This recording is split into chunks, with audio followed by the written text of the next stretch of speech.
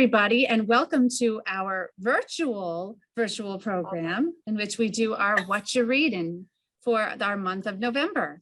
And we're going to share with you the books that we have been reading for the month of November. Who would like to go first?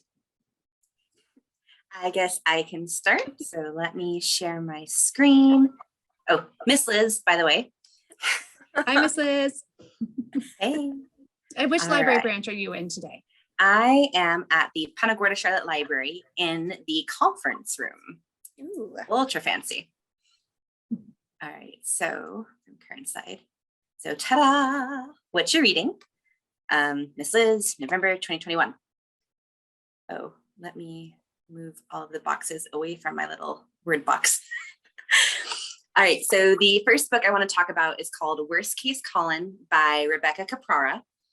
And this is not a spoiler alert. You find out in the on the book jacket cover and also in the first part of the book that Collin's mom died in a car crash. And he's trying to navigate school, deal with bullies, and his father who has a spiraling mental illness, which is hoarding. And it's not pretty. He has an orange notebook where he writes down how to survive any bad situation, whether it's an earthquake, you're whitewater rafting and you capsize, anything. And his friends point out that, oh, you know, if something's happening, you can't just open a book and, you know, flip the page. Oh, okay, we're in an earthquake. This is how we survive it. So what he did is he memorized every single entry of this notebook. And that's why his friends call him Worst Case Collin. And it's a novel in verse that is beautiful as it is heartbreaking. So it has all this beautiful poetry. And it has young first love, and then, you know, how he's trying to cope with his father who's not really present in his life because he's spiraling. But it's a beautiful book and I highly recommend it. And as you can see, I gave it 5 stars. That sounds good. That does sound good. Yes. I feel like it's probably really sad though. I cried maybe 3 times. Oh, only 3. But only 3. But it's really, really good. My second one, I gave it 1 star. Oh, but look at that beautiful cover. Oh my gosh.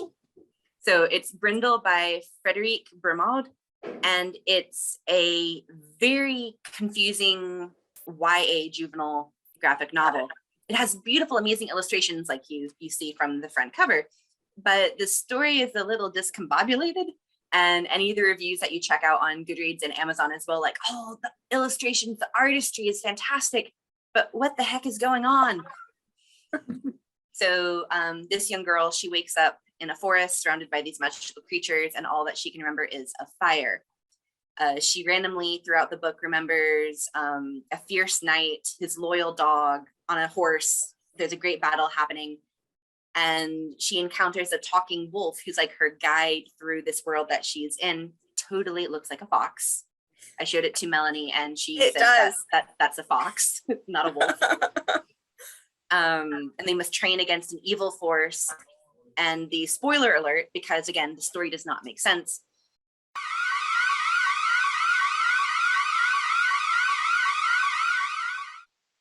At the end, you find out that she is the male knight that she's been remembering. And she died. And in order to move on, she had to face her fear, which again is not quite clear. And then she dissolves into light and that's it. And you're like, what? I like your last note. It's Strange. very strange. But it's beautiful. So it's like, It is so pretty. I kind of want to read it just to like look at all the pretty pictures. it's on our shelf. You can come and grab it. Moving on. The third one that I read, I loved this one. And also it has beautiful watercolor illustrations, as you can see from the cover. It's called Amelia Arroway, Castaway Commander by Betsy Peterschmidt. And she's forbidden to become a pilot by her overprotective father. And so she yearns to command her own airship. You find out that her mother, not a spoiler, this is at the beginning, promise, pinky promise, pinky, that her mother and father were both air commanders, but her mother's ship goes missing in a storm. And so that's when her father goes overprotective on steroids.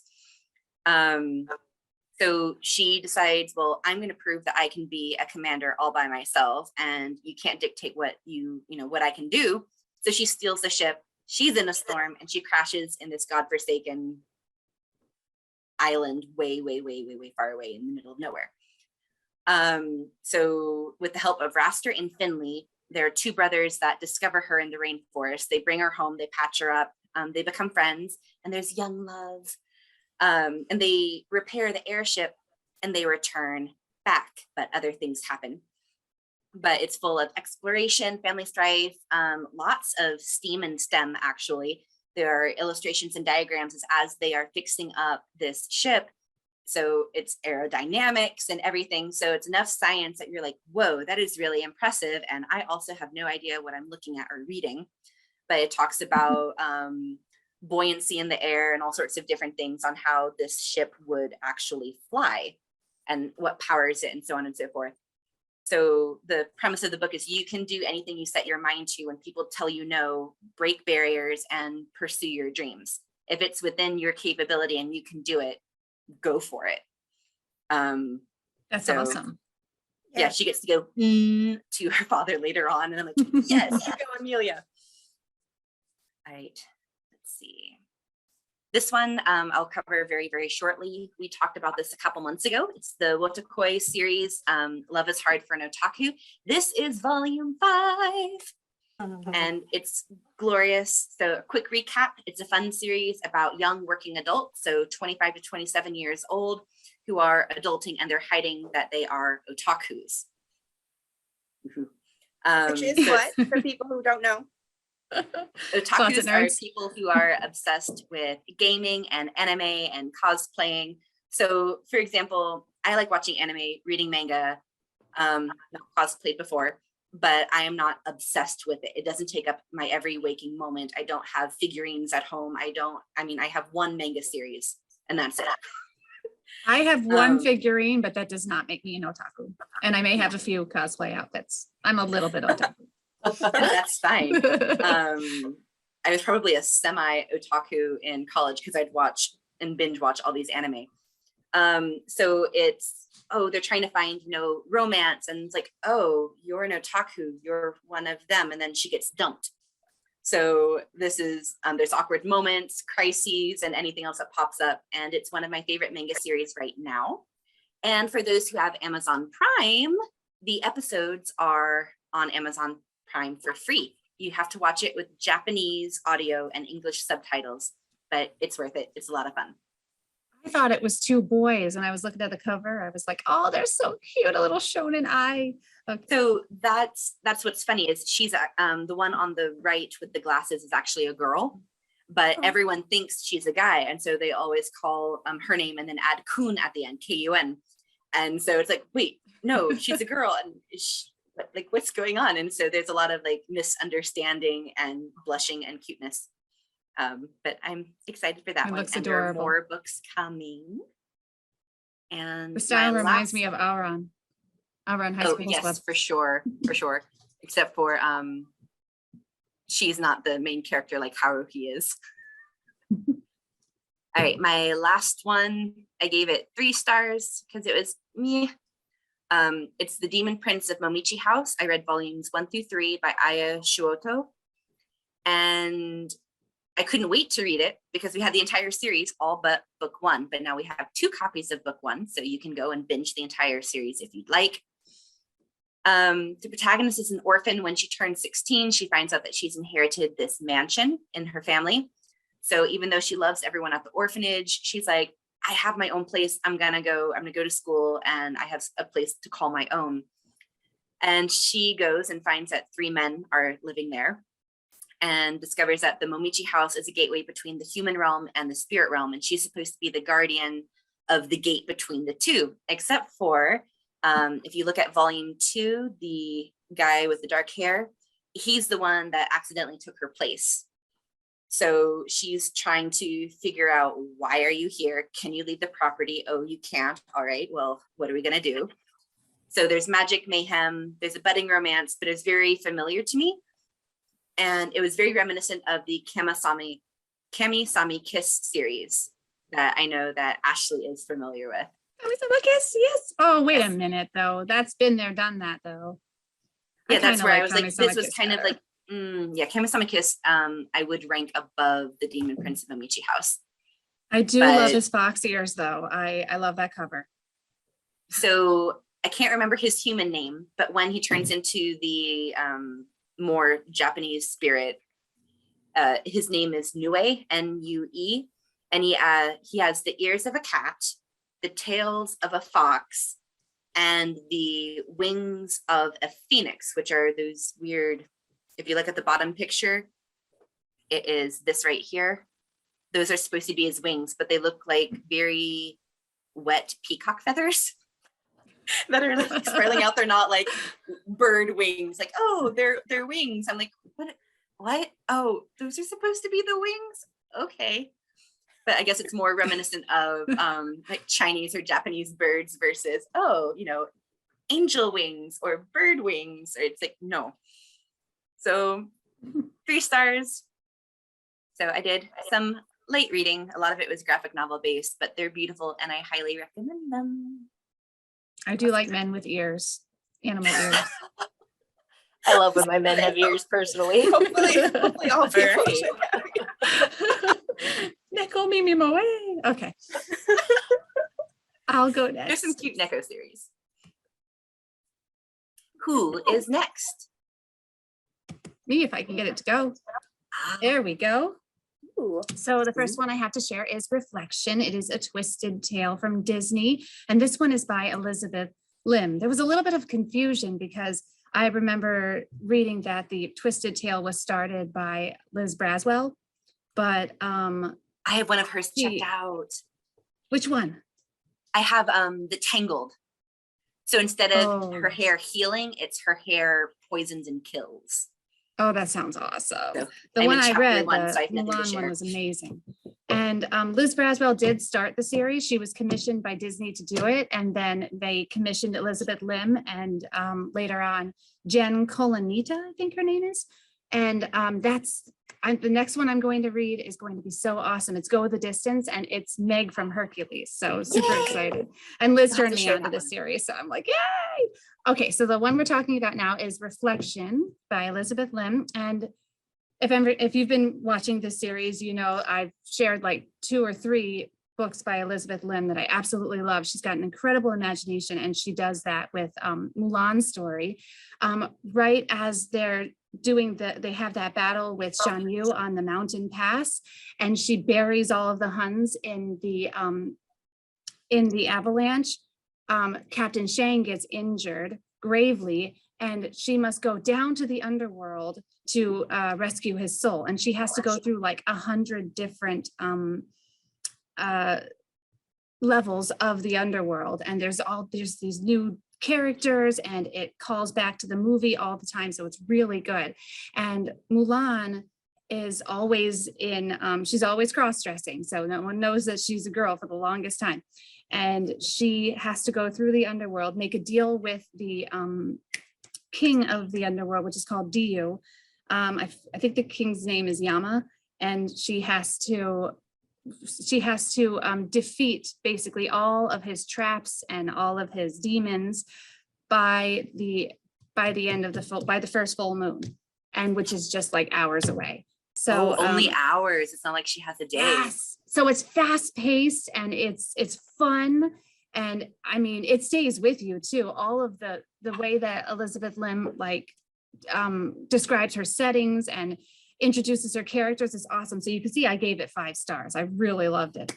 And my favorite thing was the character growth too. Mulan really, she grows in the original movie, of course, and in the new movie and in all the books and all, but this one, she just becomes her own woman and she becomes stronger in spirit. And it was just really good. And I don't want to give anything away. So that's why I'm being so vague, but there are just so many twists and turns and awesome battle scenes, a lot of stuff going on in the mind that you're just like, ooh.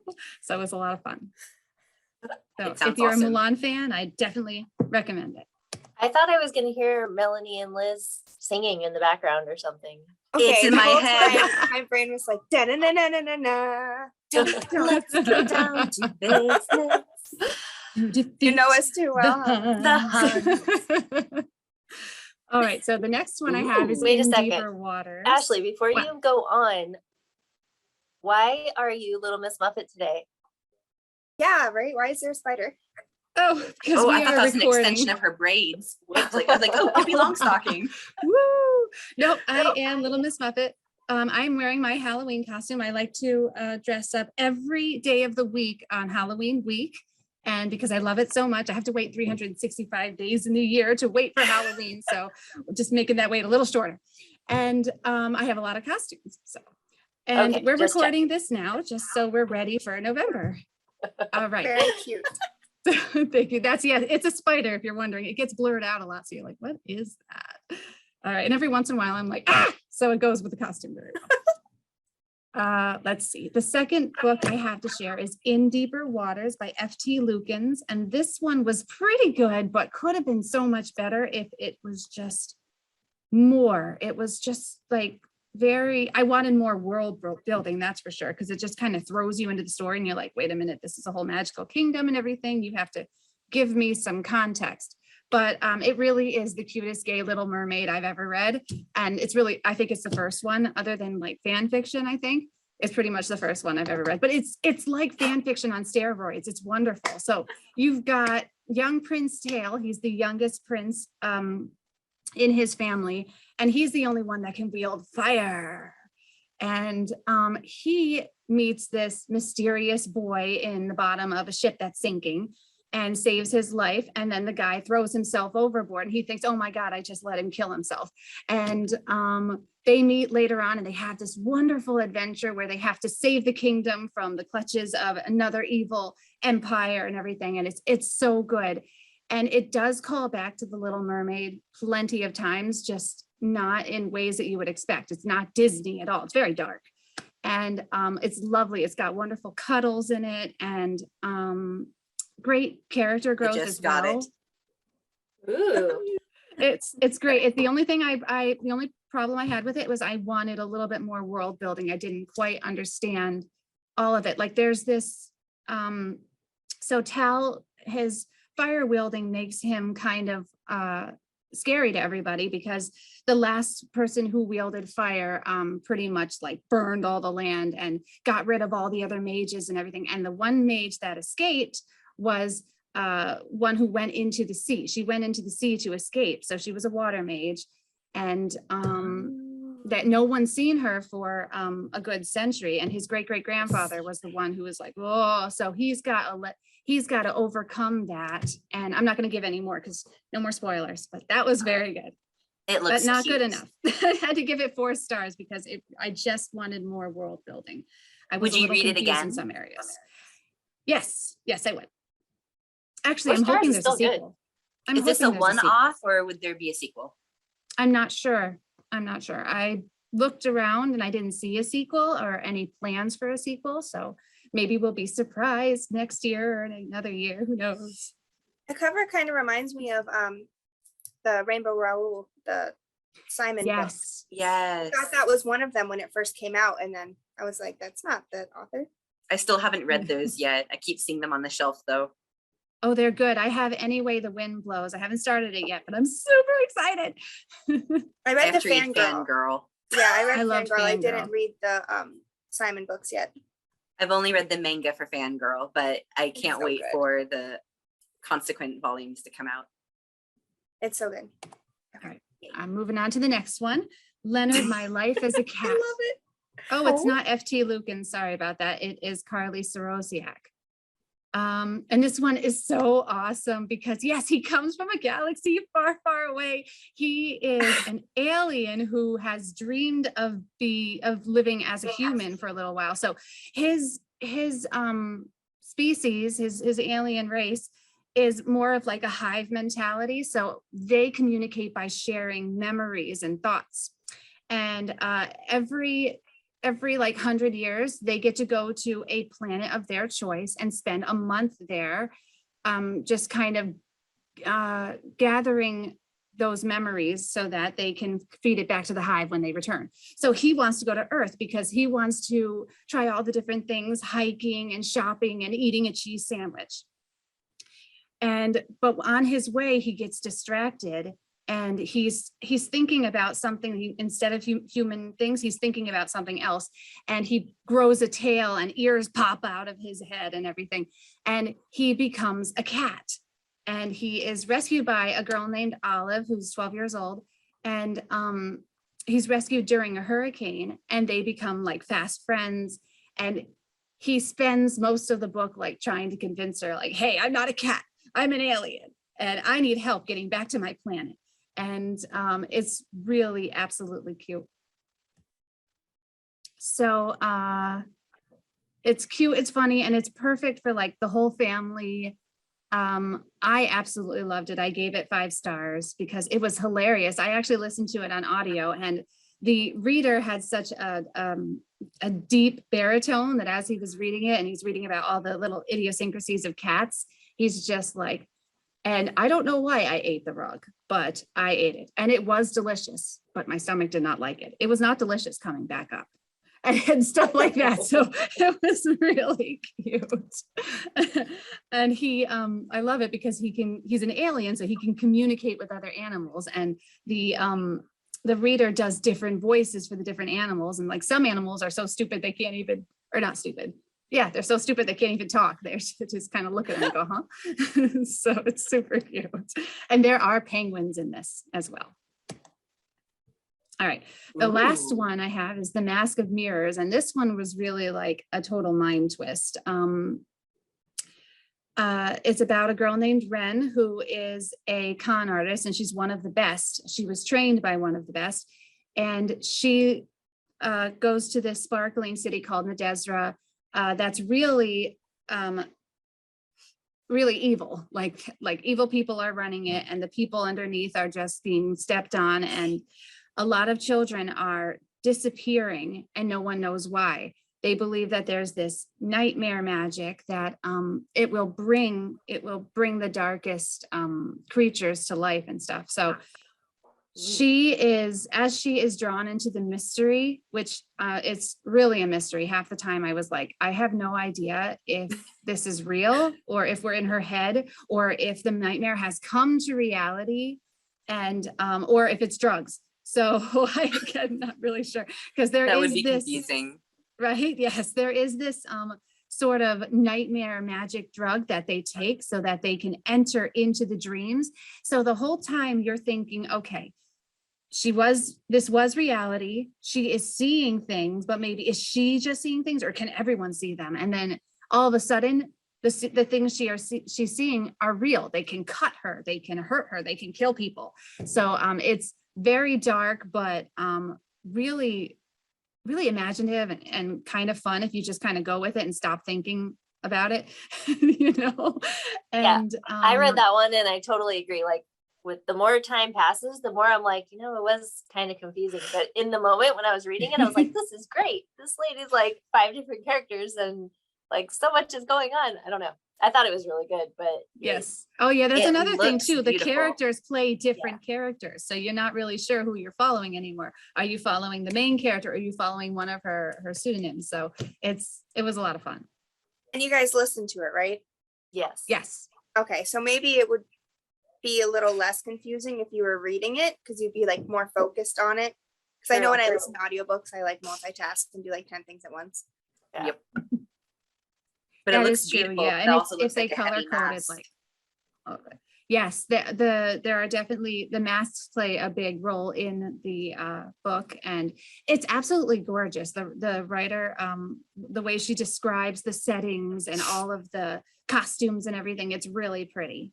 And it's not too like over the top, like she uses 5 paragraphs to describe like one birthday cake or something. No, it's absolutely gorgeous. Like Victor Awesome. Hugo, who writes like an 8-page description of an alleyway. Yep, exactly. But it was a little confusing. That's my only thing. I think that's it. Yep, that's all I have. All right. Okay. I guess I can go next. Go ahead, Mel. let me We're going around the screen. see. Oh, that's right. I was at the Port Charlotte Public Library. Melanie, where are you at today? I am at Mid-County Regional Library. So Okay. let's go. Okay, Cute. so I read Sunshine State books this month. And I feel like my rating is like a little harsher than your guys' ratings. So I don't want to be mean. Okay, so the first book I read was The Incredibly Dead Pets of Rex Dexter by Erin Reynolds. And this book was hysterical. It was so funny. I was laughing out loud, and like my husband kept asking what I was reading, and I kept like reading the scenes out loud because it was so funny. So it's about this boy named Rex, and he always has wanted the perfect pet, which in his opinion is a chocolate lab. But his parents don't think he's ready for it because he has like a really bad track record with pets. So like he had a goldfish and like it was dead within like 10 hours. So for his birthday, they get him a chicken. And he's like, this is literally the worst pet ever. What am I supposed to do with this chicken? And they're like, well, prove to us that you can handle a pet and maybe we'll get you a lab. So he's like, fine. So him and his friend go to the store to get chicken supplies, which I don't know if you can find that at a pet store, but they go to the pet store and he puts the chicken on a leash. And outside the pet store, they find this old arcade game, which is called The Reaper's Curse. And it's one of the things where like they hide the marble in the cups and then they move the cups around and you have to guess which one has the marble in it. So what he has to do is he has to tell the Reaper his wish. And then if he's right, he gets his wish. But if he's wrong, his wish gets twisted somehow by the Reaper.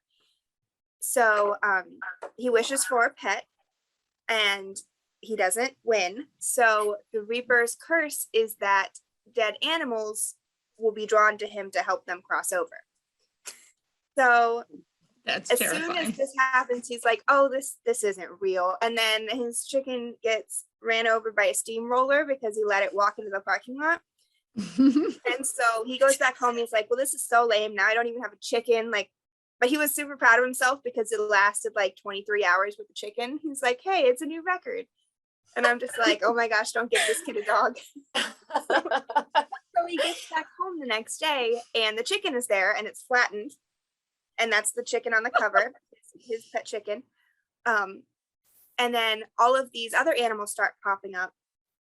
And it's like zoo animals that are dying mysteriously. And so he has to help solve the mystery of what's happening with these animals, why they're dying, and like other middle school drama that he's going through. And it's really, really cute. I just thought it was great.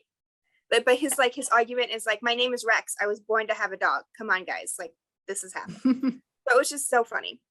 I've had a bunch of kids at Punta Gorda read that book and they've really, really enjoyed it. Yeah, it was so good. So this is the next one, Jinx by Amy McCulloch. And I love this book. I gave it 5 stars and I started the second one right away because I thought it was so good. So this is set in a world where smartphones have been replaced by these animatronic pets that they call Bakus. So there's different levels to the pets. There's, so level 1 is like small insects like a butterfly or a beetle. And then like 2 is like small rodents and small mammals. So like rats, mice, hamsters. And then it's cats and dogs.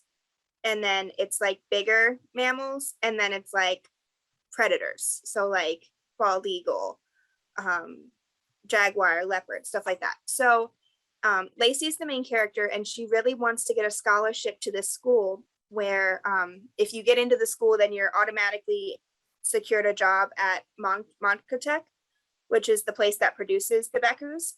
And she really wants to be a companioneer because she's so good at like tinkering with the pets and like building stuff. So in the beginning, you find out that she doesn't get in, but then she finds like this mangled Baku and puts it back together. And then all of a sudden she gets into the school. So she doesn't know why, but she's in the school and like all these strange things are happening. And she has this Baku that doesn't listen to her. And so she has to figure out what's going on with that. And it's just a super great story. I really liked how it's like the technology and the pets together. Because like we always have our smartphones. So like, why can't it be our pet? Right. Kind of thing. It was really good. I thought it was really well written. There was a lot of like drama without being like overly middle school drama. Like I think that older people would like reading it too. So yeah, that was really good. My next book is Bloom by Kenneth Opel, and this one was very weird. So it's one day it starts raining, and the next day this mysterious black grass sprouts up all over the place, like all over the world. Like the book is set in Canada, and it's growing in like the deserts and the Arctic and everywhere. Like this grass is growing everywhere, and it's like it can't be killed by herbicides or any of the things that they try to attack it with. And so it's set around these three kids. One of them is allergic to water, but when the rain falls, she doesn't have an allergic reaction to it. So she's like, what is wrong with this rain? And then they put together that the rain brought the grass. And so like they're trying to figure out why that happens. And these three kids who are awesome. Like I loved the conversations between the three kids and how different they all were. They all have to work together to find out where it's coming from and what to do next, because this grass is like taking over the world. And there's like these pit plants where it like swallows people whole and like it's like acidic and it like dissolves them and eats them. So it's like super creepy. Like a giant Venus flytrap. Yeah. Yeah. Yuck. And they're just like walking across it, and then the ground is like, and they fall into it and it like dissolves them. So it's super good. I'm thinking I Little really- Shop of Horrors. I know, totally. It was like that for kids. Like a Little Shop of Horrors for kids. But it was good. And it was a very weird twist at the end that I did not expect. Like when they explained where it came from. And I was just like, okay. So I recommend it. I think this is my last book. So my last book is Chloe Porter and the Body Electric by Jake Burt. And this one is super good. I'm almost done with it. I have like 5 pages left. Oh, it looks like a spider. So it's set in the year 2096. And at this point in history, like a few years ago, there was this huge outbreak of this disease called, and this is like a little too close to home right now with all the COVID stuff, but there was like this disease called influenza D, which each person that got it, it mutated to something different and had different symptoms for every person. So they were never able to create a vaccine for it or stop it in any way. So like 2/3 of the world's population died in this influenza. So they built these giant buildings, like massive apartments that hold like 40, or I think it was 45,000 units in each apartment. And they're like 12,000 square foot each. And so she lives in one, and no one ever leaves their apartment, and everything is delivered by drones. And one day she gets a package that's for someone else, but it's addressed to their house. And so it's medicine. It's like life-saving medicine that expires in 24 hours. And if you don't take it, like you'll have like a heart attack or something. Whoa. So she's like, and she's training to be a surgeon. So she's like, I need to save this person's life. This is my job. This is what I want to be when I grow up. How am I going to get this medicine to her when I don't know where she lives? So she decides that the only way to do it is to go outside of her apartment. And that's all I'm going to say. So she just like ventures outside, and like all these crazy things happen. But it's, Dun, dun, dun. yeah, I thought this one was really good. I was really impressed with all the Sunshine State books this year. Is that it? Oh, sorry, I have one more. Just kidding. Oh. So this one is Midnight at the Barclay Hotel by Fleur Bradley. And I listened to this audiobook and it was really good. So 5 seemingly random people get an invitation in the mail for an all-expense paid vacation to the Barclay Hotel, only to find out that once they get there, they're all murder suspects for the death of the hotel's owner. It's Clue. So yeah, it's like a giant murder mystery game. And this kid named JJ and this other girl named Penny have gone with JJ went with his mom and Penny went with her grandpa. And JJ's like obsessed with ghost hunting, and like this is supposed to be like the most haunted hotel in the world. So he's like, okay, I can use my ghost hunting skills to try and figure out what happened. And it's super good. It's like a bunch of random people. So like, and it's funny because the 5 people is like one's a librarian, one's a cowboy, one's an actress. Sorry, Jonathan just scared the crap out of me at the window. He did the walk around the building, just was like right in my peripheral. And I was like, sorry. You're fine. So like the 5 random people have like completely different jobs. Like there's a cowboy, a librarian, and an actor, a business owner, and I don't remember what the other one is, but it's like all these, a retired detective. So they're all there trying to figure out what happened to the owner who killed him, and these 3 kids work together to solve the mystery, and it's really good. I really liked it. The That's butler why I did said I it. didn't judge too Nope, harshly. the bellhop. Sorry. There's It's that always new the butler. Ghostbuster movie coming out. Oh yeah. But yeah, that was really good. So that is all Cool. of my books. Those all All right, sounded really Hana. good. They're super good. I tend to judge my books pretty harshly too, usually. Like I give almost everything I read 3 stars, which means I liked it. So Is there one that you've given 5 stars? yeah, I'm gonna talk about one that I gave 5 stars this series.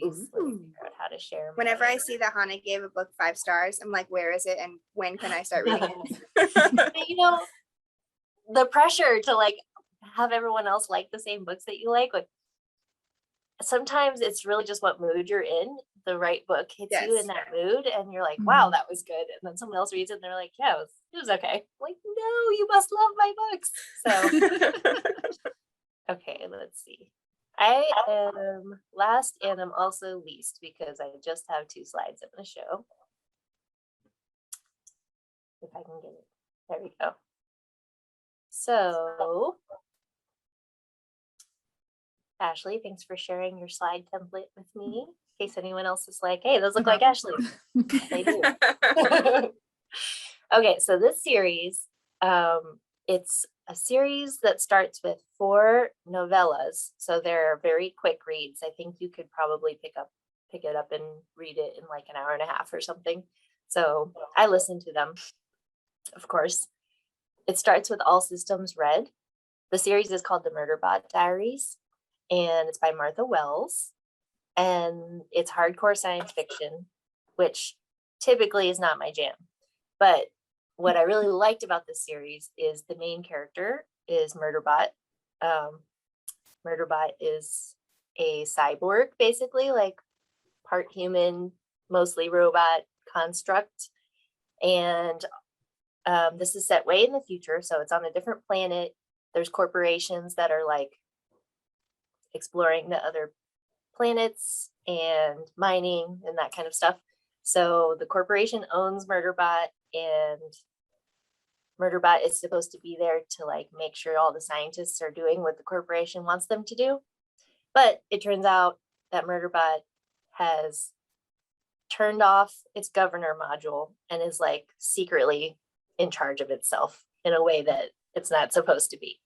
So it could totally go out and cause all this destruction or whatever, but it can't be bothered. Like this character is hilarious because totally grumpy, like sarcastic, doesn't really like humans, would like to just be in his pod all day watching his like soap operas. He calls them serials.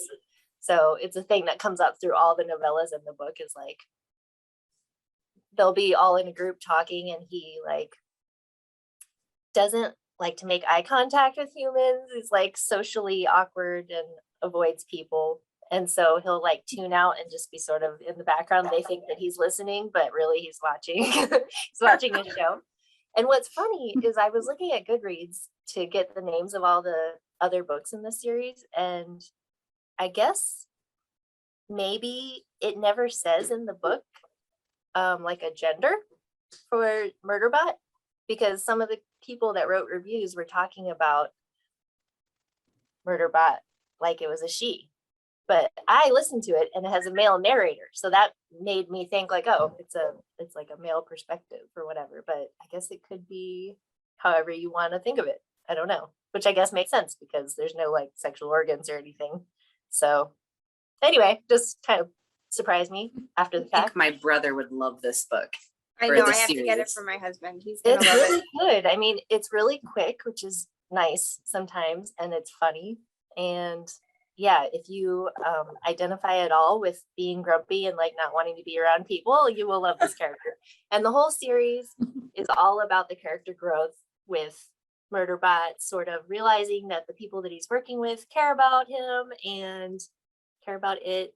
I'm having a hard time with the pronouns now that I've talked about that. But anyways, care about it and it cares about them, and it's sort of like its human side is growing a little bit. So it's really sweet in its own way.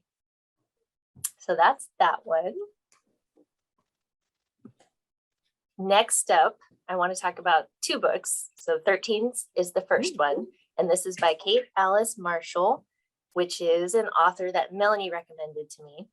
And I really liked this one. This is a juvenile fiction series, and it's really creepy. It was absolutely perfect for reading right now around Halloween. So something's wrong in Edenville. That's the town that they live in. It's sort of like like everything is a little too perfect. I'm trying to think. There was a movie with like where like the Stepford Wives or something, or like Pleasantville maybe, where it's like the whole town's perfect and everybody, like nothing bad ever happens. The flowers are blooming all year long. Like there's no, everything's good. So Elle, Otto, and Pip are all about to turn 13. Elle comes back to this town. Like I think she was born there, but then her family moved away and now she's back. And she's like, what's wrong with this place? Nobody even seems to notice like how weird it is, except these other kids do. So they kind of like group together, and then they find out like, oh, all of us have a birthday on Halloween. That's really weird. And they start to investigate like what is going on, and they find these old books and they solve these little mysteries. They see these weird, there's like a rattle bird. So it's like a bird, like a skeleton bird, I think, that flies around and they can all see it. And then there's like a huge dog with glowing red eyes. And they're the only ones they can see it. Like they'll see it out the classroom window or whatever, and nobody else notices. And so they start to, yeah. So it like gave me goosebumps a few times. And I like how you say it's low key creepy. yeah, like it isn't anything crazy, but you just like, it'll end the chapter on a cliffhanger and I'll be like, what was that? Like, oh, one of the first ones was like, Elle is new. She goes to the school and she's talking to like the school superintendent or something. And that the secretary that's outside the office, she like leaves the office and walks by the secretary, and she looks at what the secretary is typing, and on her screen it's like, get out, get out, get out, get out. Oh, it was like, oh my gosh, so crazy. Shivers. Yeah, so that kind of thing just was like, Oh my yeah, this is gosh. awesome for Halloween. And if it's a cliffhanger, then you're like, I have to put it down. Yeah, But I don't yeah, want and then to. it I have ends to know there, what and I'm happens like, next. no, I have to turn the page and see what's gonna happen next. So it's really good. The second one is called Bracken Beast, and so it turns out you'll find out the main villain in the first book is called Mr. January, and he has two sisters, and the second book is dealing with one of his sisters. So there's going to be a third one, but they're all really, really good. So I recommend. Awesome. So that's I all haven't I checked got. out. You do? Yeah, Awesome. I can't wait to hear what you think. I'm excited. I'm gonna start it tonight. Yeah, you got to read it before October ends. I know. And we are reading Misery together by Stephen King. Yes. It's in my bag right now, actually, to start reading. I think I read that like when I was in high school or something. So it's been a long time. I've And never apparently- actually read a whole Stephen King book. I've started some, but then I was like, Same. And there's a movie I started of it and then I Misery, was like, and I then can't do it. they made a movie of Misery, and then apparently there's either it was a TV show series, a short one that someone did of how the antagonist, the person that I guess kidnaps the writer, how she got to that point. Someone was telling me about that. It might be like a mini TV series. It's like, okay. Is it ooh, Castle Rock? no idea. I know Castle Rock is a movie. I've that's not looked it based up. on some things. I watched the first couple episodes of Castle Rock, and I don't think that has anything Okay. to do with it. I know it has something to do with Stephen King, but I Yes. watched like 2 episodes, but I don't know if that's what it was. Oh, there's It's I'll have to look it up Collin. later. It's a creepy show, and Castle Rock, I think, is where a lot of his books take place, or where Stephen King lives, or something like that. But I don't think it has anything to do with that particular book. Is it part of the Gunslinger series? No. No? Okay. No, I think Castle Rock is where it takes place. I can't I don't remember. know. Anyway, I don't know. All right. Well, those are some good books. Yeah. And Yay. I've downloaded 3 that you guys talked about onto my phone, so I'm looking forward to reading those. Love it.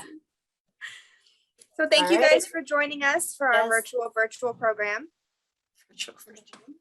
See you next time. We'll see you next We'll see time. you next month. Bye-bye. Bye.